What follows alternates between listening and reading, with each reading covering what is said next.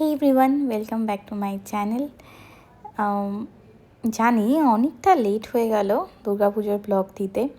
বেশি কিছু করিনি, খুব ঠাকুর দেখেছিলাম, বাট বেশি ঠাকুর দেখিনি। খুব কম সংখ্যক খুব ভালো ভালো ঠাকুর দেখেছিলাম। সব ঠাকুরই ভালো, তার মধ্যেও কিছু কিছু আর্টিস্টদের কাজ এত ভালো হয়, সেই সব ঠাকুরগুলোই দেখেছিলাম।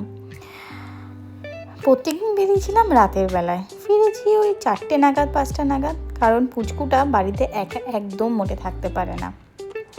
এখন তো তাও একটু বড় হয়ে গেছে, তাই জন্য অসুবিধা হয় না। জানো তো, অনেকে আছে যারা ঠাকুর দেখতে বেরোতে পারে না, কিছু অসুস্থতার কারণে, কিছু অফিসের কাজে, কিছু প্রেগনেন্সির কারণে একদম বাড়ি থেকে বেরোতে পারে না। তাদেরও মনটা খারাপ লাগে। কারো কারো বেবি হয়েছে, একদম ছোট পুচকু, বেরোতে পারে না। তাদের জন্য ছোট্ট ব্লগটা দিলাম, তোমরা দেখো, ভালো লাগবে তোমাদের।